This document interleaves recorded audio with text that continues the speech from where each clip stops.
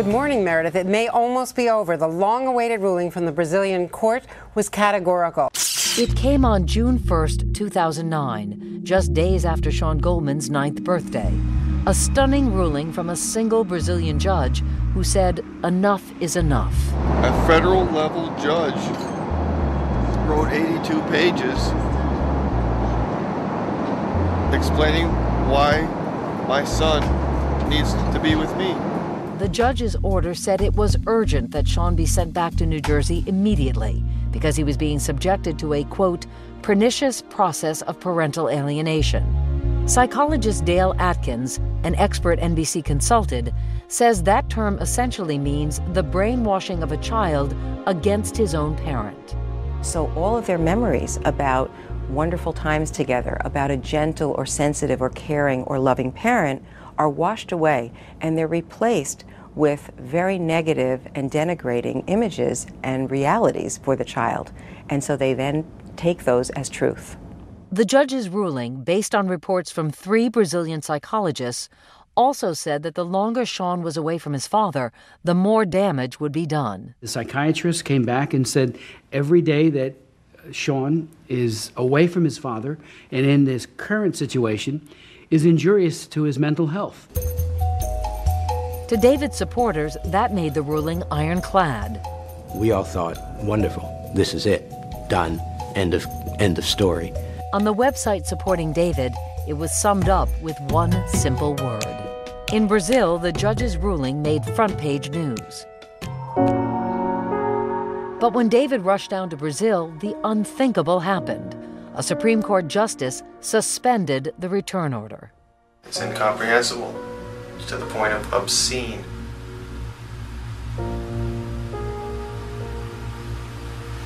It's sick. Absolutely sick. How long are they going to stretch out this ordeal? How much can a man take? It was yet another drop in David's emotional roller coaster ride. But by now, he'd learned to steel himself for these endless legal hurdles. Until I'm on the plane with my son and the wheels are up, I have to just keep marching on an even keel. If he couldn't take Sean home, David at least wanted to see him. It had been 3 months since their last visit. But when he arrived at the Brazilian family's gated complex, David received unsettling news. It seemed the pressure was getting to Sean. The family said he'd spent the whole morning at a psychologist's office. That afternoon, David tried again, and this time, Sean was home. He seemed tired.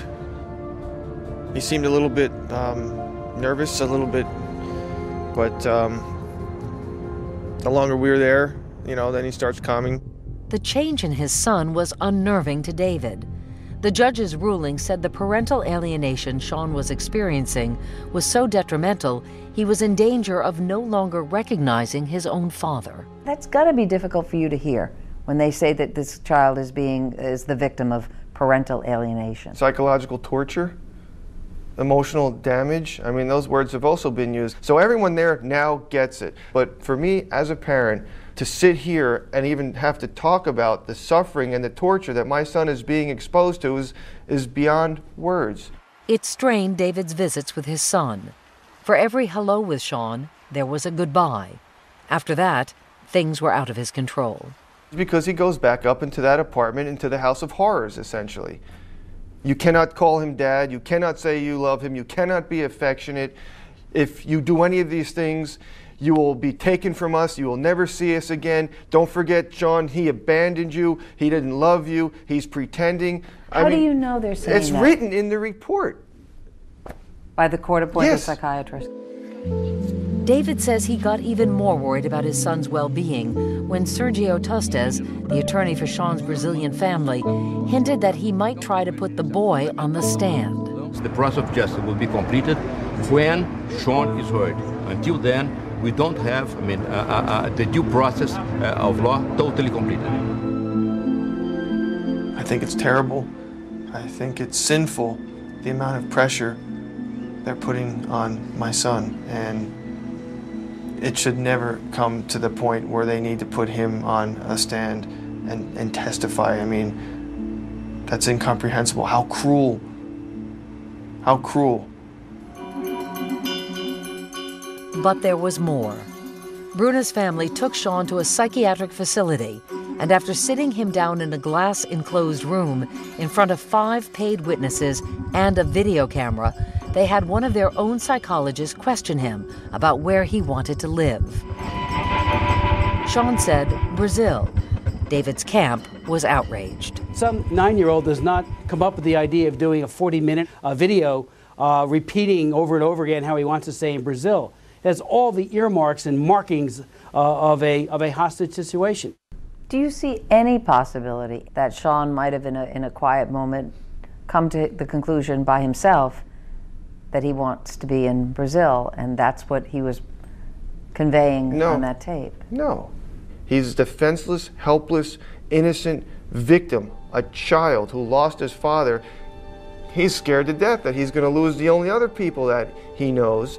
There is a biblical story about 2 mothers fighting over one child, and I think it's Solomon who says, I'll split it down the middle, the kid. And one mother says, no, then she can have the child, and that's how they knew that was the real mother.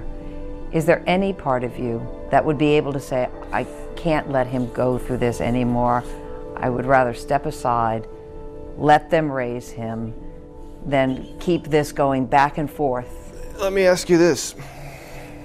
In that biblical story, is one mother torturing the child? I mean, could anyone just let their child be in an environment that's so emotionally unhealthy?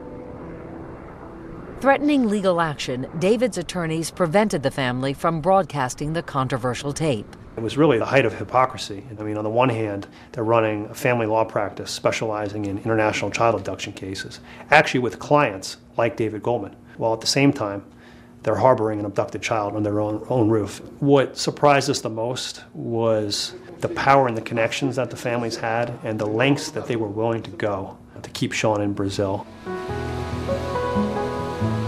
The whole ordeal made Father's Day, David's 5th without Sean, seem all the more bleak. Every day that I miss with my son and he misses with me is nothing short of a tragedy. In USA Today that weekend, the passions surrounding David's case were compared to the 1999 Elian Gonzalez case. He was the 5-year-old Cuban boy whose mother drowned trying to cross illegally into the U.S.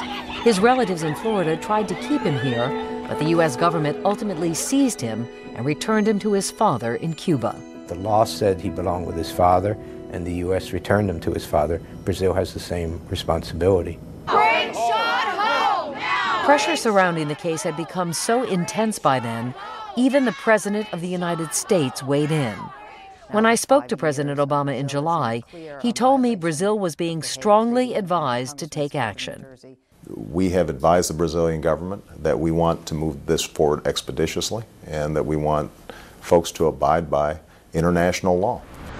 But all David could do was wait. 1 month after the next went by.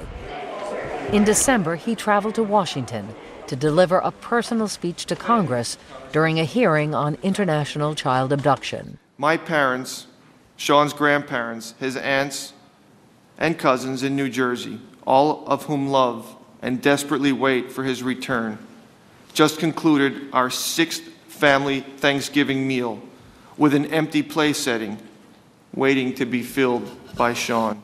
And then, just 1 week before Christmas, the new Brazilian court ruling is pretty clear. David and Sean, father and son, should be reunited by Friday. Once again, the federal court had ordered Sean be sent home immediately. And along with Dateline, David Goldman was boarding yet another flight to Brazil. This was now his 15th trip. My focus is to go down there and bring my son home back to me and his family safe. What's going to be the first thing you say to your son? I love you. When David landed in Rio, media interest in his story had ramped up to an almost hysterical state. The press crush got so out of control, police cars with sirens blaring had to surround David's car just to get him out of the airport. Thank you, sir. I'm forever grateful for that. Was it really over? Dateline is with David Goldman with an exclusive look behind the scenes, taking you inside a wildly unpredictable week as Sean's Brazilian family fights to the end. Coming up, finally the legal victory David has been waiting for so long.